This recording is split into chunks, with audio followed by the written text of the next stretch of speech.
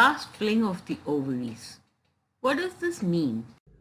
The last fling of ovaries. The more funny or humorous it sounds, it is a real fact that we do hear in our clinical practice from a lot of women, especially between 45 to 50 or 52, that there is a sudden desire or libido in them for having sexual activity.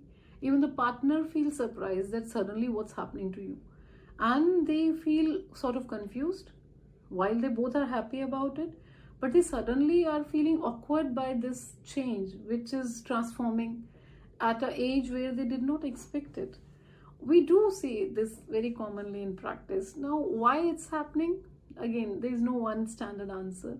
By this age, most of the couples are settled through their life struggles. The kids are generally growing up, they are getting independent. Most of them are in, the couples have kids who are either graduate or they are beyond that in universities. The house is now sort of, more quiet. The lady has sort of sinked in and settled in the life with this man who is always busy, has created a space for herself. And you realize by this age of 45, 50, more or less they have got into sync. They know each other's pattern. Now they have resources also. Financially, they are generally, stable. They have time also to create for themselves. Most of the families have now their unit very well defined. The housing is done, the children's education is done, and they have more time to focus on themselves.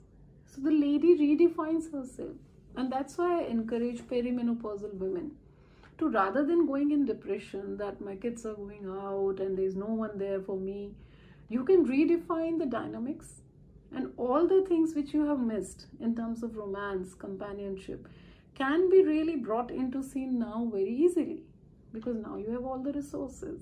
And this last fling of ovaries, might be happening because of that relaxed atmosphere where the body is now responding. Scientifically, very difficult to prove or disprove that whether actually hormones surge just before menopause. There is no way to prove it through the test.